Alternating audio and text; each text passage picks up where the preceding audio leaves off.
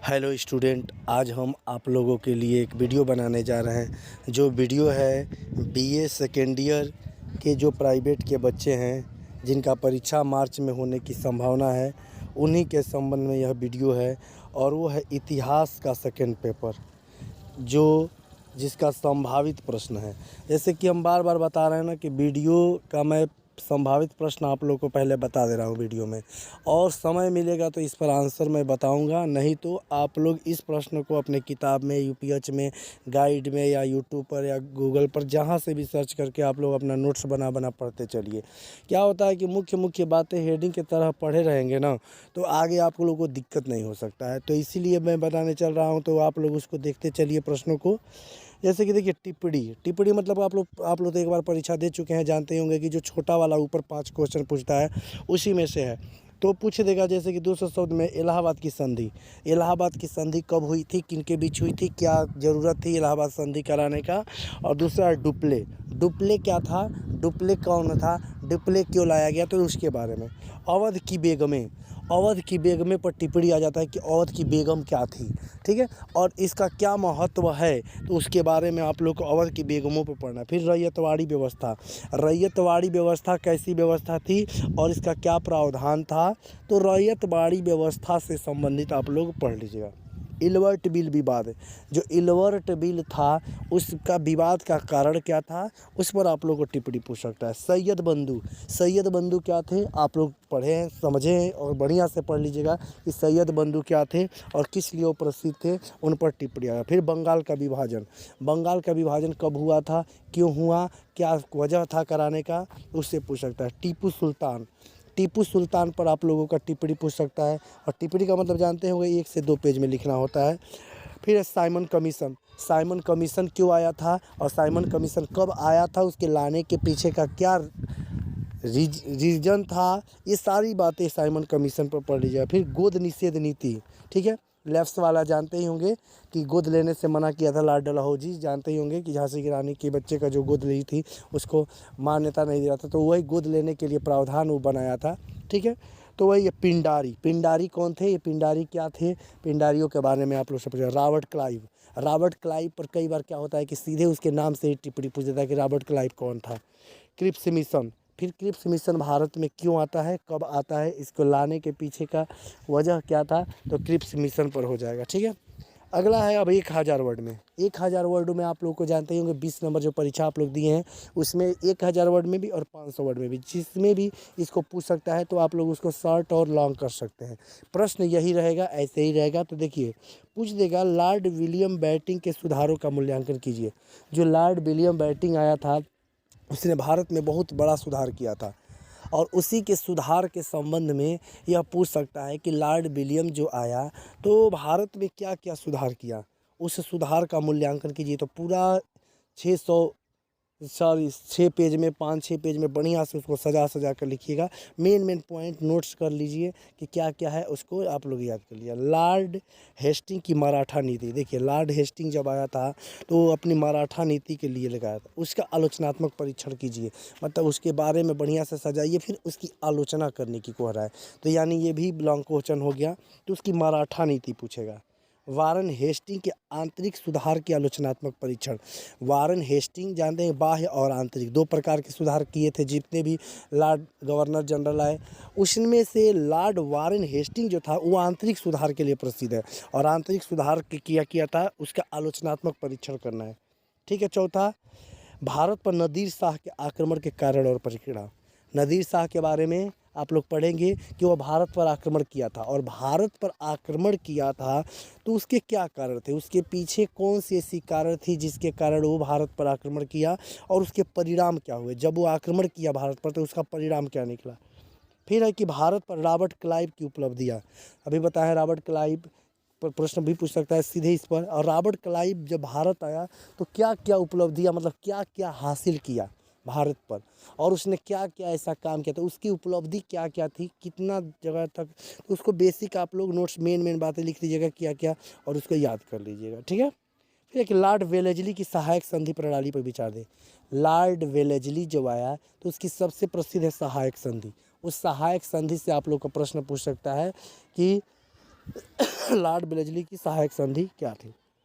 फिर है कि लॉर्ड डलहौजी के विभिन्न सुधार। जो लॉर्ड डलहौजी आया तो लॉर्ड डलहौजी के द्वारा बहुत सारे भारत में सुधार किए गए और वही सुधारों का नाम लिख लीजिएगा कौन कौन सुधार लॉर्ड डलहौजी किया था। तो लाइन से आप लोग नोट्स बना लीजिएगा, एक पहला सुधार, दूसरा सुधार, तीसरा सुधार, कौन कौन सुधार किया था। फिर है कि 1909 के मॉर्ले मिल्टो, जानते हैं कि 1909 के अधिनियम को मॉर्ले मिल्टो सुधार, इसी में जानते होंगे कि सांप्रदायिक आधार पर पृथक निर्वाचन की बात की गई थी पहली बार। तो इसको बढ़िया से आप लोग पढ़ लीजिएगा, मॉर्ले मिल्टो सुधार के क्या क्या प्रावधान थे उसकी व्याख्या कीजिए, ठीक है। उसमें क्या क्या चीज़ें छुपी हुई थी उसको बढ़िया से आप लोग नोट्स बनाकर उसमें बेसिक बातों को पढ़ लीजिएगा। 1919 के अधिनियम, 1909 के बाद 1919 अधिनियम जिसको मॉन्टेस्क्यू चेम्सफोर्ड के नाम से जानते हैं, इसने भी कुछ सुधार किया और उसके सुधार से इसके सुधार में क्या आप द्वैध शासन जानते होंगे कि आएगा। तो बहुत सारी बातों को इसी में समाहित किया जाएगा 1919 के अधिनियम में। जो मेन बात है उसको आप लोग पढ़ लेंगे 1919 के अधिनियम को, तो समझ जाएंगे कि 1919 के अधिनियम में क्या क्या प्रावधान आया था।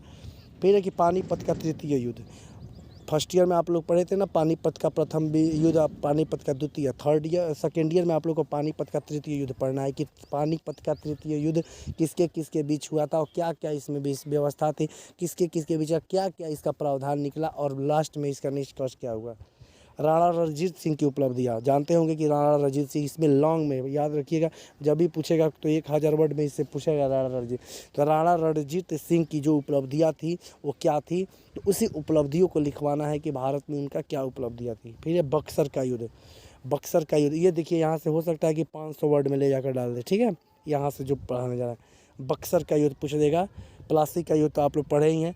बक्सर का युद्ध, लॉर्ड कर्जन का सुधार, लॉर्ड कर्जन अंग्रेजी शिक्षा के अलावा और भी बहुत सारी शिक्षा की बात किया, विश्वविद्यालय शिक्षा।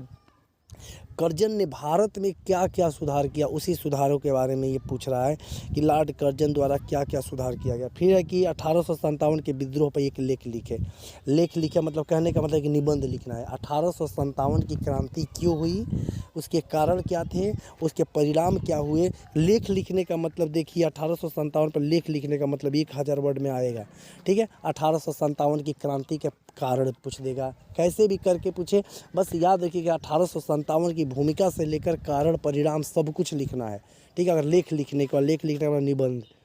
1773 के रेगुलेटिंग एक्ट, पहली बार भारत में 1700 रेगुलेटिंग एक्ट आता है, जिसमें जानते होंगे कि आप लोग को पहली बार सुप्रीम कोर्ट के भारत में स्थापना होती है। बहुत सारी ऐसी बातें हैं, तो मैं ना एक पॉइंट बता रहा हूँ। इसके अलावा बहुत सारे प्रावधान थे रेगुलेटिंग एक्ट, जिसको भारत को रेगुलेट करने के लिए यह एक्ट लाया गया था, ठीक है। इसी में बंगाल के प्रेसिडेंस को, बंगाल और मद्रास की प्रेसिडेंसियों को मिला दिया गया, ठीक है, और कलकत्ता में ले जाकर शामिल कर दिया गया, यानी बंगाल का गवर्नर जनरल ही और भारत का बन गया।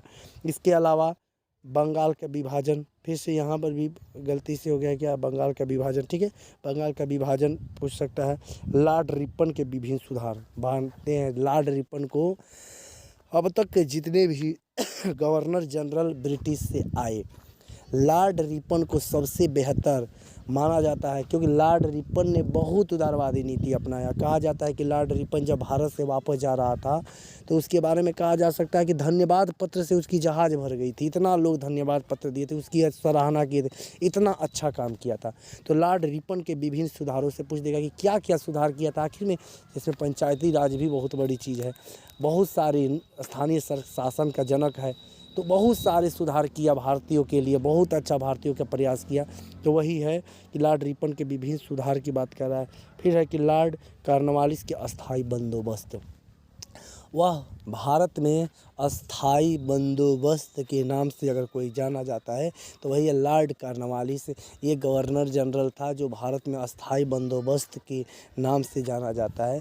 तो इतना प्रश्न आप लोग इसको बढ़िया से आप लोग पढ़ लीजिए, बढ़िया से याद कर लीजिए, और ये प्रश्न आप लोगों के लिए बहुत ही महत्वपूर्ण है। इतना प्रश्न पढ़ लीजिए, उसके बाद टाइम मिलेगा तो मैं इस पर वीडियो बनाऊंगा एक एक प्रश्न पर, जैसे पॉलिटिकल साइंस का बनाता हूं। अगर टाइम मिलता है तो बनाऊंगा, नहीं तो फिर आप लोग इस प्रश्नों का उत्तर अपने किताब से, अपने यूपीएस से, अपने राजेंद्र गाइड से, कहीं से भी गाइड से ढूंढकर इसका उत्तर आप लोग ढूंढकर नोट्स, शॉर्ट नोट्स बनाते चलिए। जैसे मैं पॉलिटिकल का वीडियो बनाता हूँ या हिस्ट्री का फर्स्ट ईयर में आप लोगों को वीडियो बनाता तो बहुत शॉर्ट करके हेडिंग छोटा छोटा छोटा मेन बातें बता दे रहा था, जैसे पॉलिटिकल में मैं बता देता हूँ। तो वैसे ही इसका भी आप लोग अपने तरीके से, जैसे मैं बनाता हूँ वैसे अपने तरीके से आप लोग छोटा प्रश्न का आंसर बना लीजिए और उसको याद कर लीजिए और परीक्षा में ज़्यादा से ज़्यादा नंबर लाने की कोशिश कीजिए। सबका 60% हो तो बेहतर है, ठीक है। तो आप लोग का लिखित परीक्षा है, इसलिए इसको बनाना ज़रूरी था। धन्यवाद बच्चों, इसको बढ़िया से ज़्यादा लाइक कर दीजिए, सब्सक्राइब कर लीजिए और शेयर कर दीजिए। और प्लीज़ वीडियो को डायरेक्ट देखें, कोई डाउनलोड न करें। धन्यवाद।